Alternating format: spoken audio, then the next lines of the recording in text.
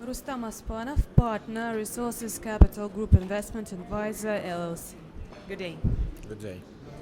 What role does Kazakhstan's metals and mining sector play on a global scale, and what place does it occupy from a global perspective? Well, I think Kazakhstan being home to two FTSE 100 mining companies is already occupies a major place in the mining world. But we see that there is a whole new generation of high-quality exploration projects in Kazakhstan.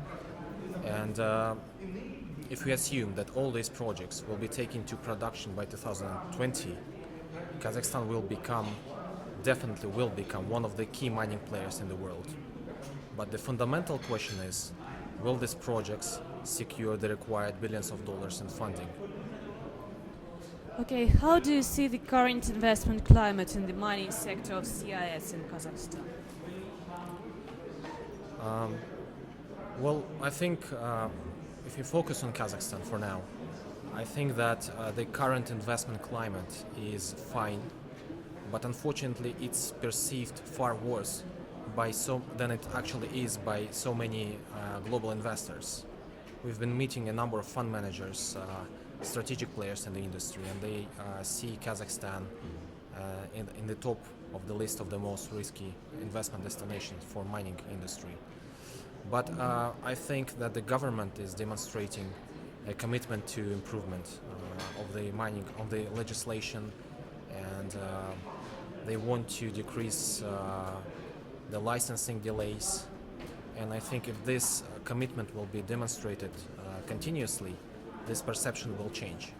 But in RCG's opinion, I think that our investment climate, is far better than most of the other emerging mining destinations, namely African countries. Rustam, what are the current challenges of raising finance for mining projects in Kazakhstan, and could you please compare the situation between Kazakhstan and foreign markets?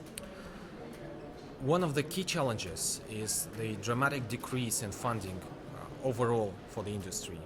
Last year we've seen almost 50% decrease in credit financing as well as equity financing of the industry. And if you take of this total number, if you take the percentage of this investment that goes to exploration projects, is just a 3%. So the number is the smallest. I think it's one of the smallest number in a decade that goes into funding of the exploration projects right now. So I think it will be a great challenge for new projects to find the required funding, and I think only the best projects will be able to secure the funding. And what are the alternative funding models for exploration projects in Kazakhstan and Central Asia? To be honest, we didn't see many independent junior mining companies, exploration companies in Kazakhstan. But of those that we've seen, and those that managed to survive, we've seen a few cases where people were able to secure some streaming financing and some offtake financing.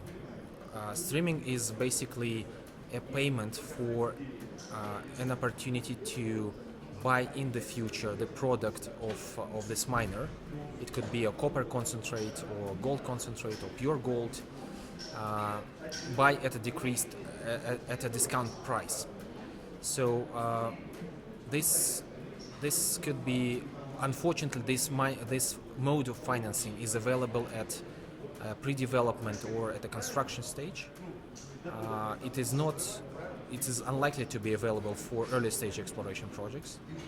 It could be available to those mining companies that are in the stage of construction of a test facility.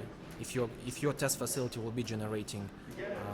be producing a decent product, then you could finance the construction of this test production facility through these types of funding. But if you manage to secure this funding, if you manage to construct a proper test production facility, you will much more improve. You will improve your investment attractiveness because of your liquidity and cash flow.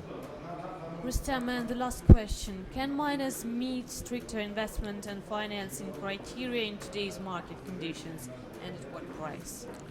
Absolutely, they can, but unfortunately not all of them.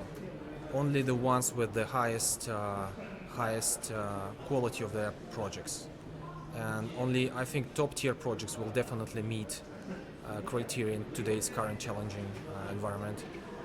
Tier 2 projects might meet investment criteria, but only those that are smart.